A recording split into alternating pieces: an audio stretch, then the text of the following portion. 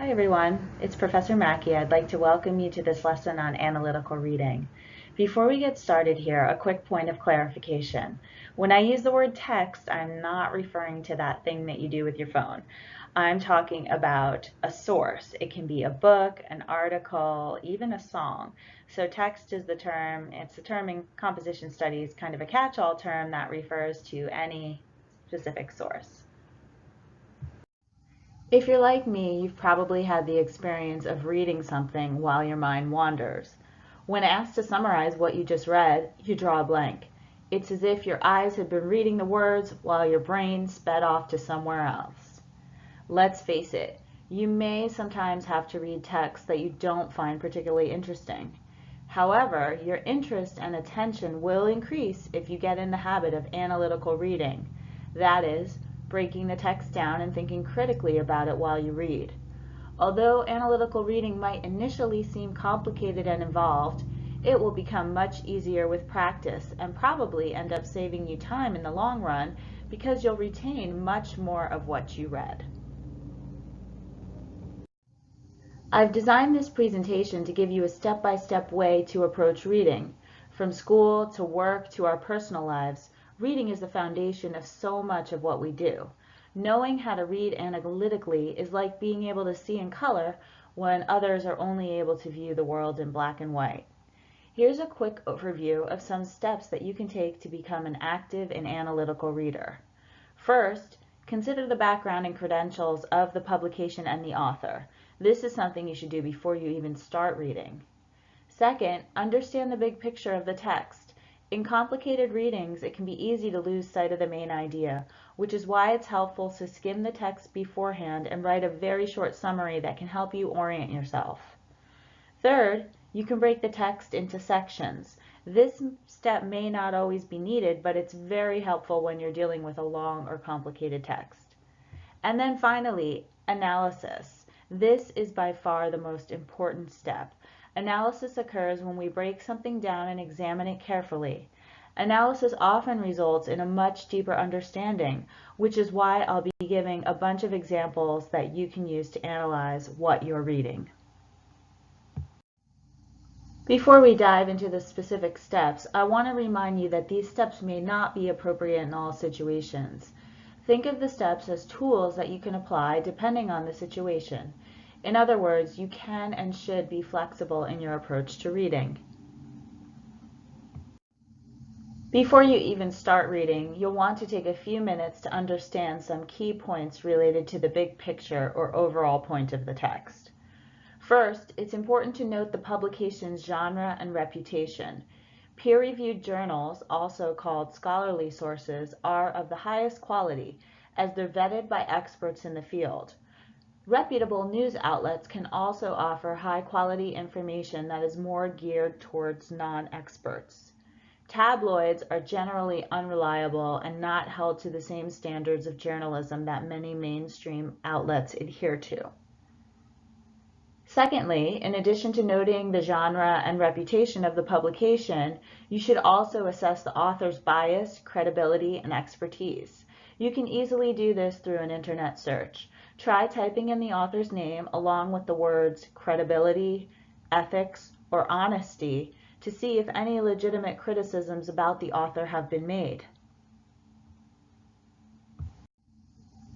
It will be helpful before you start your careful reading if you skim the text and take a few moments to answer some key questions about the big picture or main point of what you're reading.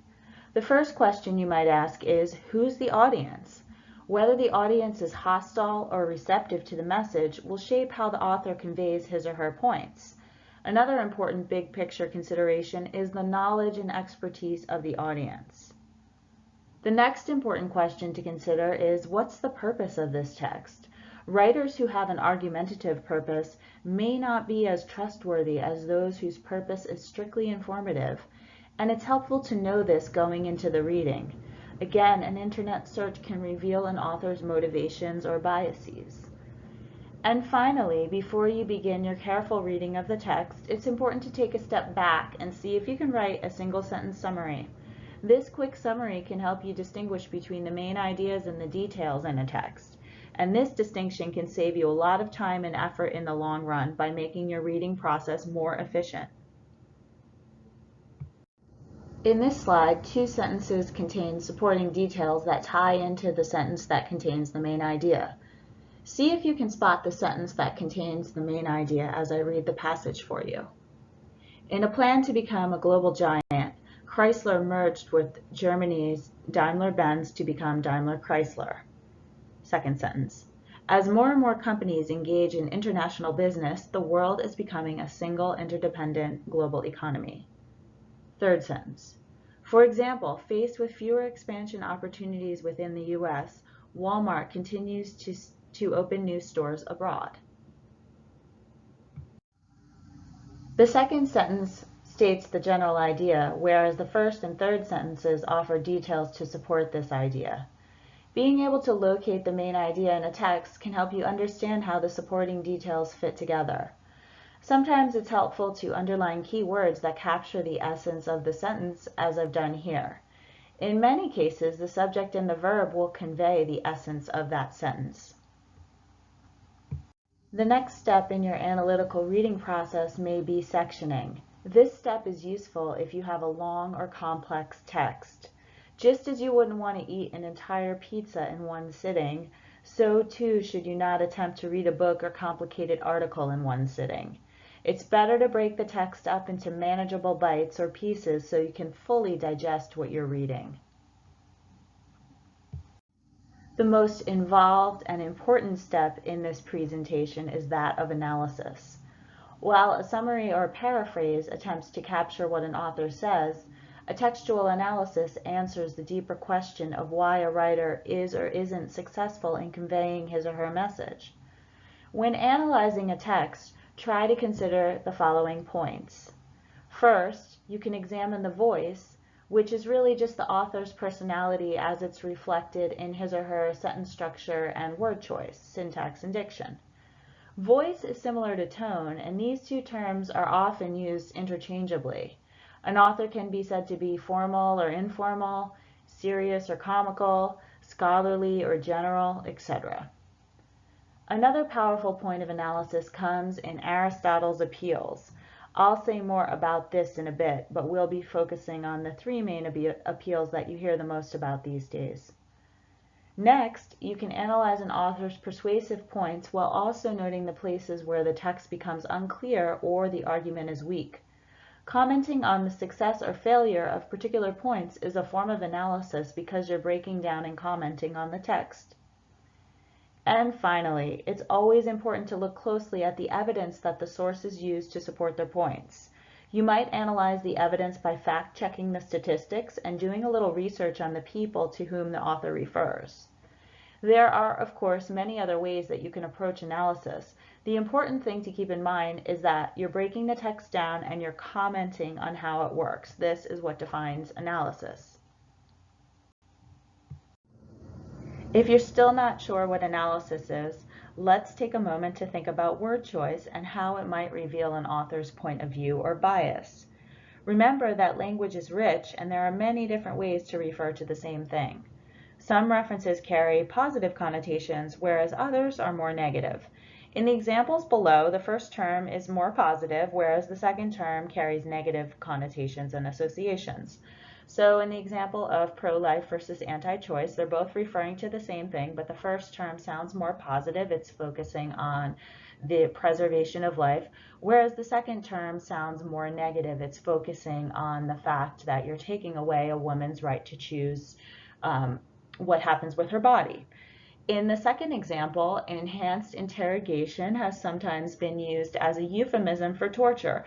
Enhanced interrogation sounds much better than torture, so if you're a proponent of this, you might not call it torture, you might call it enhanced interrogation.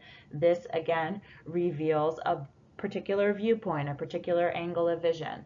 Now, if an author refers to a group of people as refugees or illegal immigrants, that is indicative of a particular viewpoint. A refugee is somebody who flees persecution and deserves help. An illegal immigrant is somebody who is breaking the law. Another fruitful avenue of analysis relates to Aristotle's rhetorical appeals, which are now over 2,000 years old. He cataloged many different appeals, but the ones that we will focus on in our class are the appeals to logos, ethos, and pathos, all of which I will explain. When you hear logos, think logic. Appeals to logos cater to the calm and rational mind.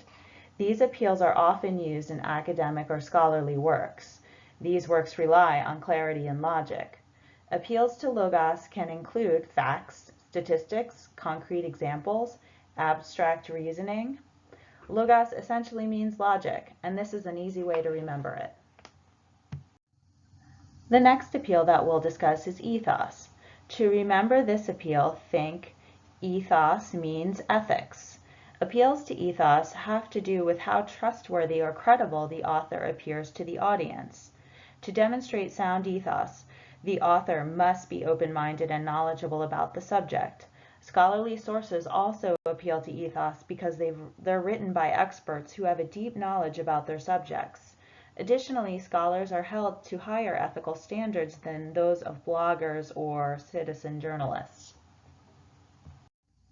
Appeals to pathos are everywhere, and you may occasionally notice them in scholarly sources, although this is not the primary appeal that most academics will use. Appeals to pathos rely on emotionally charged words or vivid examples, basically anything that generates an emotional response in the audience, be it feelings of warmth and affection or feelings of fear and anger. These appeals are commonly used by advertisers and by some politicians. I'm not going to name names here, but let's just say that both advertisers and politicians have been known to overuse appeals to pathos, especially when their arguments lack solid evidence and logic. Appeals to pathos can be used effectively to drive home a point, but they should not be the primary appeal that you, as an ethical scholar, will use in your writing. Okay, it's practice time. As I read this passage, which was written by Brad Jacobson, I want you to consider which emotionally charged words are being used in this example. The Supreme Court's ruling that corporations can spend any amount of money on political ads may have been the latest development in campaign finance, but gaping holes in the system already allowed corporations to spend enormous sums of money to advertise for their candidate. So I want you to pause this presentation to consider the appeals to pathos or emotionally charged language in this passage by Jacobson. Vivid adjectives and adverbs, words that describe nouns and verbs, are sometimes indicative of appeals to pathos.